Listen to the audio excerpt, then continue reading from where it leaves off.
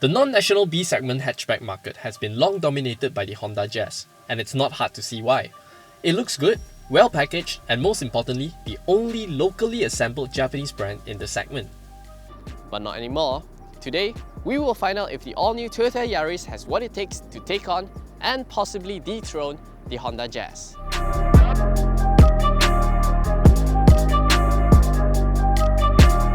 This car review episode is powered by the all-new Petronas Premax 95 with Pro Drive.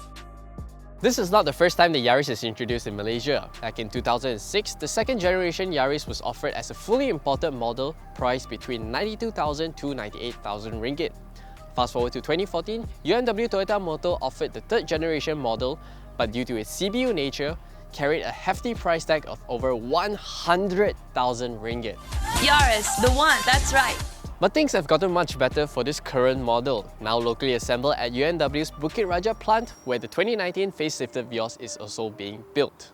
Thanks to CKD operations, this is the most affordable Yaris that the Malaysian market have seen, priced from 70,000 ringgit to 83,000 ringgit for this range-topping G-Spec variant that we have here today.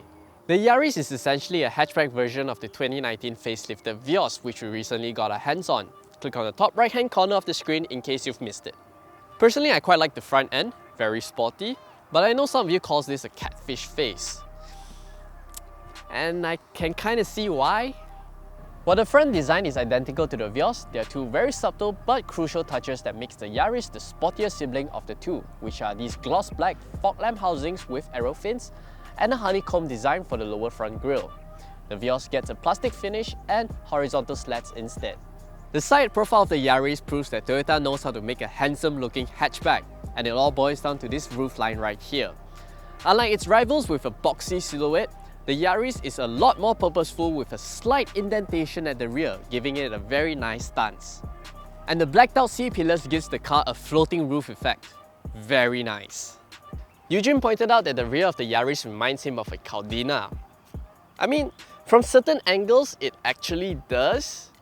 And I have no qualms with that because the Caldina is a good looking car and that compliment extends to the Yaris as well. One thing I must add that if you're going to buy this car, do consider this optional 5-piece aero kit that makes the car look spicier than one without. The Honda Jazz still has the largest boot space in class, but the Yaris is not far off by much, with 309 litres of usable space. And on the Jazz, you get a space-saver spare wheel. In here, you get a full-size alloy. One very nifty feature that I really love on the Yaris is that there's a little button right next to the boot release to lock the car once you're done with the boot. How handy is that? And to unlock it, simply press the boot release and it's open.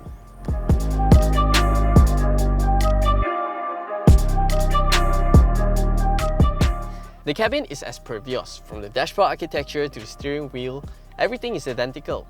Only difference here is that you don't get pedal shifters on the Yaris and you get fabric seats instead of leather ones on the Vios. I don't think that's a deal breaker because these are really high quality fabric that's soft and smooth to the touch, and these blue pipings ties in very well with the blue stitchings on the door panel. There's a very nifty function in the multi-info display. It tells you how much money you have saved after every trip, just like the Vios. You do this by keying in the fuel price and fuel consumption benchmark, and the computer will sort out the rest. Since UMW Toyota did not disclose the official fuel consumption figures for the Yaris, I'll just have to go with my gut feeling. And I think about 9 litres per 100 km is a fair figure. And hey, it says that I've saved 12 ringgit. Like my old man always say, a dollar saved is an extra dollar in your pocket. After some of you commented that the Vios has a tiny armrest, I feel the need to address it. Yes, it's small. The position is quite far back and the surface is quite short, so I have to stretch to fully rest my arms on it.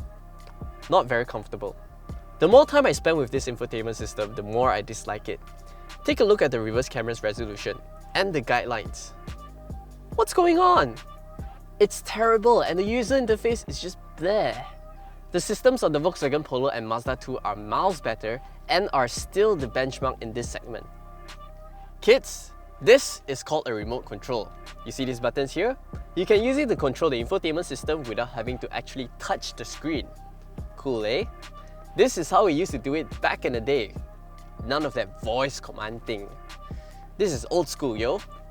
The Jazz still takes the cake for outright spaciousness, but the Yaris is a very close second. Like the Vios, there's plenty of room back here and the seats are really comfy. The flat floor also means that the middle passengers can get quite comfortable too.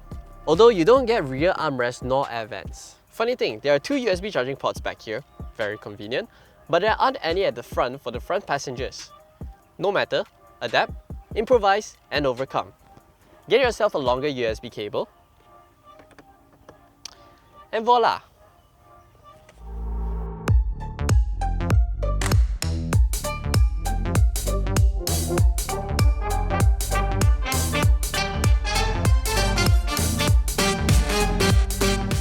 I must say, the driving experience of the Yaris took me by surprise, but I can't decide whether is it a good thing or a bad thing. Judging from its sporty appearance, comfortable would naturally be the last adjective that pops up in your mind. But just like its sedan sibling, the Yaris's #1 quality is its comfort and refinement. Contrary to its youthful appearance, the ride is actually really mature and sophisticated. Absolutely superb. And I would even go as far as saying that the Yaris has the supplest ride in its segment. The way it irons out undulations is really good, leaving only a small note to your back saying that you've just went over some rough patches. And the seats are pretty wide, welcoming your body to sink into its fabric. It feels like I'm sitting on an armchair, although it could use a bit more shoulder support to hold you in place. But that doesn't mean that the engineers have traded stability for comfort, because the Yaris can still hold itself pretty well around the bends and at highway speeds. It doesn't wash out or waddle about when you're taking a bend on the main highway, which I think a lot of drivers who frequently travels outstation would appreciate. The road holding confidence can be attributed to the wide 195/50 profile rubbers wrapping the 16-inch alloys, the same setup as the Vios. And this assurance on the road is something that the competition with 185 profile rubbers can only dream of.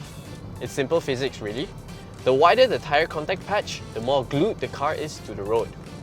The 2NR FE 1.5 litre dual VVTi engine does not put out the most exciting numbers at 107 horsepower and 140 Nm of torque. The lack of pedal shifters for the CVT with 7 virtual ratios also does not hype the keen drivers, although I still find the idea of pedal shifters on a CVT quite baffling. If you're looking for punchy acceleration from the Yaris, you may be disappointed even in sports mode. But if you approach this car as an everyday hatchback, this setup is spot on. The Yaris shares the same powertrain as the facelifted Vios, which means you get all the refinements and enhancements Toyota has done. Throttle response is immediate and linear, which makes it really easy and relaxing to drive in town. Accelerating to highway speeds also feels pretty sprightly because the CVT does not hesitate to lock into a higher RPM to capitalize all the precious torque. NVH is also kept at a minimal at triple-digit speeds thanks to the use of acoustic windshields and aerodynamic door visors. Probably the only intrusion your ears are going to pick up are the rolling noise from the Toyo Procex R50 tyres, but that can be easily rectified with a better set of rubbers. The Yaris is properly armed in the safety department with 7 airbags and electronic stability controls standard across all variants. While the more expensive E and G variants get a blind spot monitor with rear cross traffic alert, front digital video recorder or dashcam, 360-degree panoramic view monitor, as well as security and solar tinting films. All these features are really practical for a city car like the Yaris. Although I wish that UMW Toyota offered rear disc brakes across all variants and not just on this range-topping G-spec. As accomplished the Yaris is as a daily commuter, there's one big but that's been bothering me. You see, on a scale of comfort to sportiness, the Yaris is heavily, and I mean heavily, skewed towards comfort. It just contradicts with the ethos of a hatchback that's supposedly fun to drive, and UMW's marketing campaign that paints this car in a very sporty light. The electrically assisted steering wheel, which doesn't come with telescopic adjustment for reach, is slow with a dead center, and at times you just can't tell what the front wheels are doing. It baffles me because the chassis is ready to take on corners, but the steering just hinders all forms of agility. I can be yanking my steering like this and it's as if the car just ignored all my inputs. But then again, the non-reactive steering makes long highway journeys a lot more relaxing because the car doesn't get all twitchy at your micro movements. And for 99% of the buyers, they will adore this setup more. What annoys me just a bit lesser is that the fact that the Yaris doesn't come with one-touch triple flash signals.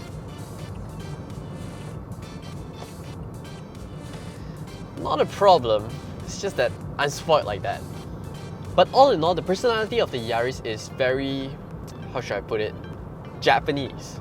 It's gentle, smooth, non-intrusive, and just makes you feel very relaxed driving it. It's a car that doesn't encourage you to go pedal to the metal. It's for people who enjoy a quiet, no-frills drive to their destination. And I quite like that.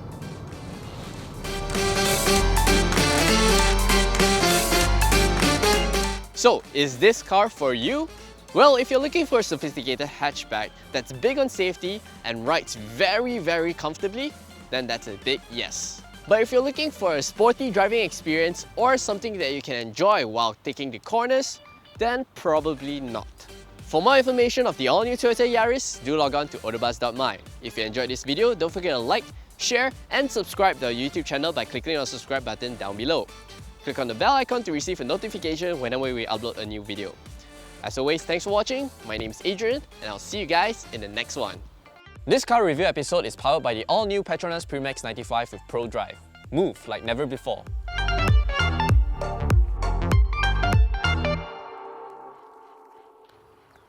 Well, not anymore. Hot. And I would even go as far as saying this is the most...